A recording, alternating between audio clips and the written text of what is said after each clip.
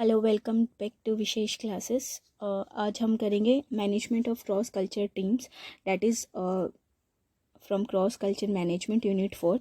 ठीक है, जैसे एग्ज़ाम्स चल रहे हैं तो मैं उसके बेस पे अपलोड कर रही हूँ। जो भी नोट्स हैं इनका सबका लिंक आपको डिस्क्रिप्शन पे मिल जाएगा। और इससे पहले अगर आपने मेरे चैनल को सब्सक्राइब नहीं किया है तो do subscribe my channel. Cross culture management पे मैं ऑलरेडी वीडियोस अपलोड कर चुकी हूँ, तो आप वहाँ जाके देख सकते हैं। और अगर किसी और पर्टिकुलर सब्जेक्ट या टॉपिक के आपको वीडियोज़ चाहिए तो आप मुझे कमेंट बॉक्स में बता सकते हैं या मुझे मेल भी भेज सकते हैं। सबका लिंक आपको डिस्क्रिप्शन पे मिल जाएगा कि आपको मेल कहाँ पर करना है, या फिर आप हमें फेसबुक या इंस्टाग्राम पर भी फॉलो कर सकते हैं। ठीक है, तो हम शुरू करते हैं।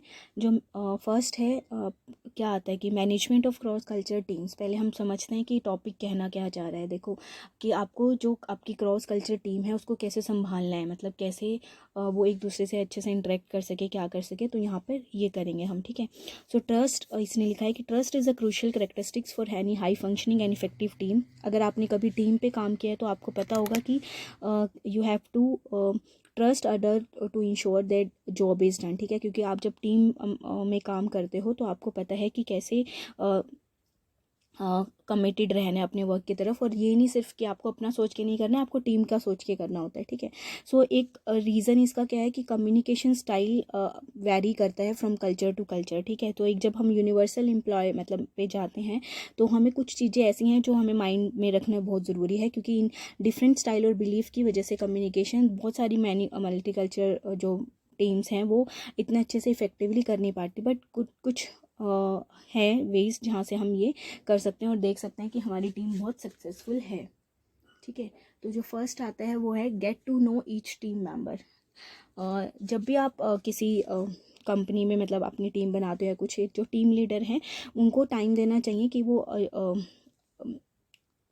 टीम लीडर है उसको टाइम देना चाहिए कि जो टीम मेंबर हैं वो एक दूसरे को जान पाएँ, अपनी स्टोरी और जर्नी शेयर करें, इंकरेज करें उनको अपने स्किल्स और नॉलेज यूज़ करने में। ठीक है, बहुत सारी मल्टी कल्चरल टीम है जो हैव इंडिविजुअल्स, मतलब हर एक की अपनी यूनिक स्किल्स होती हैं जो दूसरों को अगर पता लगेगी तो वो बेनिफिशियल भी हो सकती है।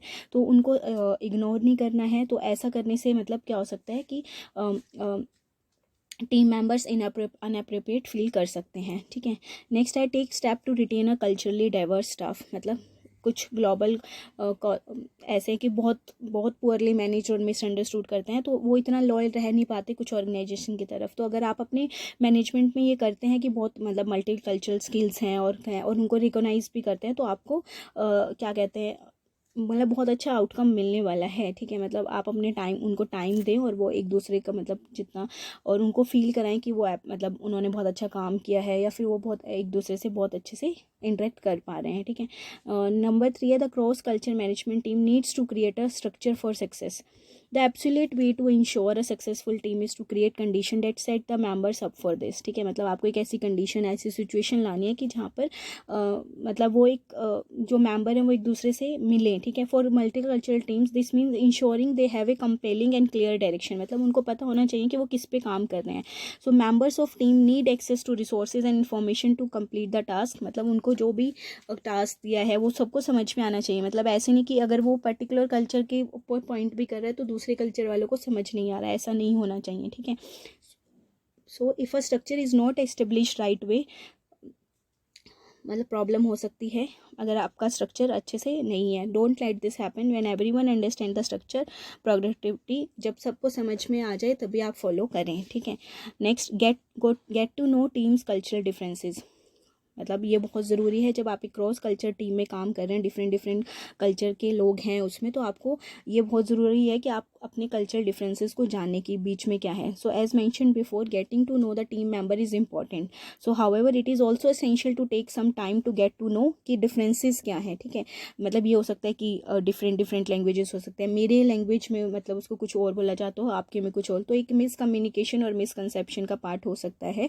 तो ये बहुत ज़रूरी है कि आप दोनों में मतलब टीम में कल्चरल डिफरेंस है वो एक दूसरे को पता होना चाहिए। So a great way to counteract miscommunication is कि एम्प्लॉय सेल्फ सर्विस सॉफ्टवेयर। ठीक है, with this your team members can easily know what is going on with each person. The software मतलब मैनेज कर लेगा सेवरल एस्पेक्ट्स की schedule time off क्या है, questions क्या है, ऐसे एक्सेट्रा, ठीक है। Next, create clear norms and maintain teams. जब भी आप एक मल्टी कल्चरल टीम के साथ काम करें, you also have several different work style in a play. So as a result it is, मतलब ये टीम लीडर के ऊपर है कि वो कैसे नॉर्म सेट कर रहा है। ऐसे नहीं है कि वो एक पर्टिकुलर कल्चर को टारगेट करे, और ऐसा भी नहीं है कि सिर्फ एक पर्टिकुलर कल्चर को ही फ़ायदा हो। सो वंस क्रिएट के हर एक को उसी पे ही स्टिक रहना है, ठीक है, रिगार्डलेस ऑफ मतलब चाहे उसमें उनका कोई पर्सनल डिफॉल्ट भी हो। It is not good to idea to impose a style, but वो पूरे पर टीम लीडर को क्या होना चाहिए कि वो पूरी टीम को लेके ही अपने पॉइंट्स कंसिडर करें, ठीक है। नेक्स्ट है work to build personal bonds, मतलब टाइम पे कुछ ऐसे करें कि जो उनके बीच में क्या हो, पर्सनल बॉन्ड क्रिएट हो। क्योंकि अगर आपको पोटेंशियल डिसएग्रीमेंट और कॉन्फ्लिक्ट हटाने हैं तो आपको ये सबसे पहले करना पड़ेगा कि उनके बीच में जो पर्सनल बॉन्ड हो वो अच्छा बने, ठीक है। कुछ take some time to encourage उनकी पर्सनल रिलेशनशिप को, मतलब जो उनको पूरे टीम को हेल्प लॉन्ग टाइम पे रन करने में हेल्प करेगी। एड्रेस कॉन्फ्लिक्ट, अगर मतलब कोई भी टीम मेंबर्स के बीच में कॉन्फ्लिक्ट है या कुछ भी है, वो उसको तभी करने की कोशिश करो। अगर टेंशन आती है तो make sure to address it right away, तभी उसको सॉल्व करें। This can ensure a small manageable conflict, मतलब वो आगे जाके ये नहीं होगा कि आपको बहुत बड़े लेवल पे पहुंचेगा या फिर बहुत मुश्किल होगी मैनेज करने में, ठीक है। नेक्स्ट आता है creating successful cross culture teams. So ये काउंटलेस बेनिफिट्स हैं जो आप क्रॉस कल्चर टीम में कर सकती हो।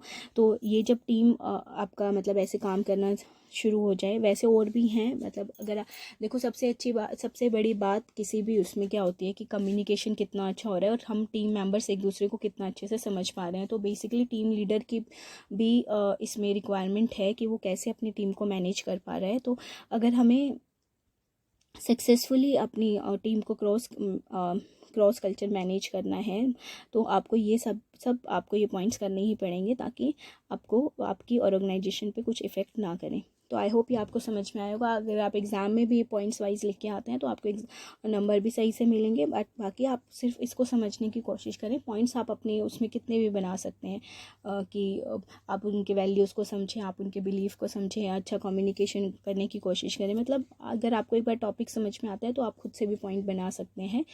तो आई होप आपको ये समझ में आया होगा टॉपिक। अगर कोई डाउट है तो मुझे कमेंट बॉक्स में बताएं, और अगर आपको ये वीडियो अच्छी लगी तो do share with your friends and family. मैं कोशिश करूँगी कि आपके एग्ज़ाम से पहले वीडियोस अपलोड कर दूँ। अदरवाइज़ मैंने जो लिंक दिया हुआ है वहाँ पे आपकी सिलेबस के अकॉर्डिंग टॉपिक्स हैं, तो आप वहाँ जाके भी अपनी प्रिपरेशन कर सकते हैं। तो मिलते हैं नेक्स्ट वीडियो में। Thank you.